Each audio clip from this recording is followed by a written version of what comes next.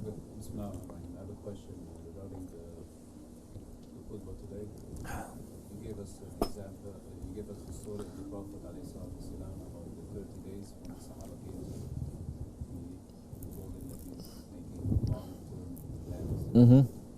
So can you explain to us this compared to now when everything is planning? No, he's not meaning like that. When Shaykh Effendi was also giving that sohbat, and specifically he's mentioning to young people, and he was telling, I remember when he was giving that sohbat, he was giving that sohbat to us. Okay? The lesson that we have to learn, the whole lesson of all of that is what? Death. To remember death. You understand? The one who remembers death, who is preparing himself for that, then it doesn't matter to him whether he lives for 1 day or 1,000 years. It's the same. Then it doesn't matter if he lives, if his work is just planting corn or his work is raising cities and civilizations. It is the same. Then they're just looking at the work. They know that they have to die, but that is the work that they're doing. Now, the example there is a big lesson. There's a very big lesson that Shaykh Effendi, in that sohbat that is not in the khutbah, he's explaining more. It talks about how young people, number one, they don't think about death. They think death is very, very far away from them. They think that death doesn't exist when you're young. And that is also human nature. They would do all sorts of stupid things, dangerous things, that once you reach the age of 40, you say, what was I thinking? If I made just one wrong turn, I could have died. I could have killed other people, right? But you didn't think that time. And what is Shaykh Effendi trying to tell us also? Think about death so that we have fear of living? No. So that we can use that energy that we have to say, I don't care about death. To use that energy, to use that for the sake of Allah. Because understand, Holy Prophet ﷺ, he received prophethood not when he's 70 years old. He received the wahy not when he's 70, 80, 90 years old. He reached when he's 40. And most of his Sahabis, they're around the same age too, no? Most of them. Meaning this is a religion of young men. That young men don't think about death, don't think about afterlife. They don't think about anything except to please their own nafs, that in those 40 years, how it is built. Father saying, school saying, culture saying, this is how your life should be. And Prophet ﷺ came at that top point where young men say, now I'm going to start my life. And he came and he knocked everything down. This is the meaning. It's not the meaning now, oh, as you like, we just don't plan anything. Just let everything to go, free and easy. No, preparation, it is part of your faith. It is farz. So, that is just a lesson that the Prophet ﷺ was saying. Now, do we have to plan? Yes, we have to plan. But you know what we are planning also? We're also planning our death. Yes, we're planning. We don't like to use also the word plan. That's why if you notice, one of the things that the question yesterday asked, what is a sunnah, that small sunnah that you can practice every day? Well, try to make the small sunnah that we're making in this dargah. Number one, Shaykh Effendi says, only Allah is the creator.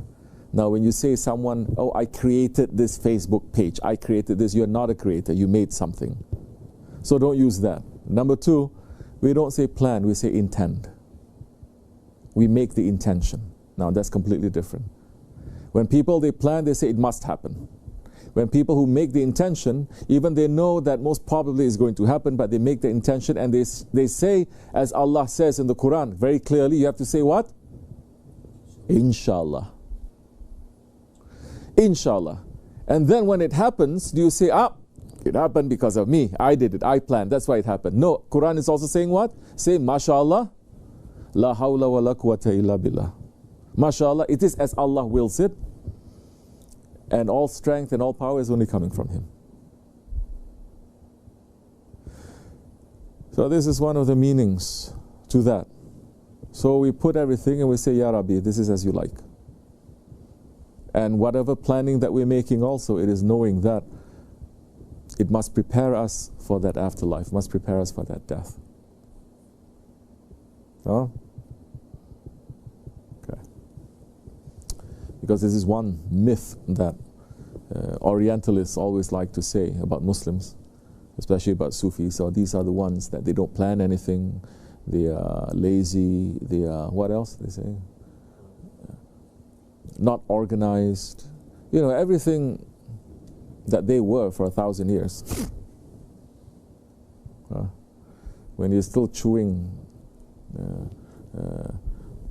bare paws raw, we're already having libraries for everyone. When your king had 30 books, the common person has already finished reading 30 books by the time he's 10 years old, let's say. It's common, because education is one of those things that is Islamic world.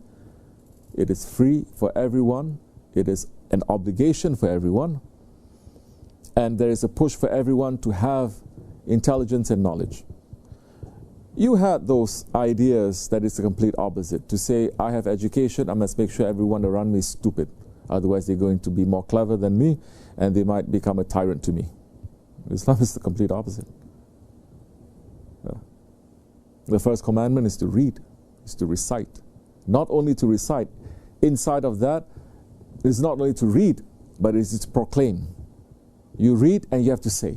You cannot just read by yourself, you have to say. So,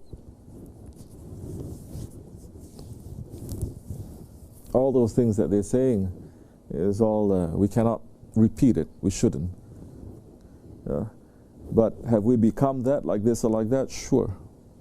Past 200 years is not the best time of the Islamic life.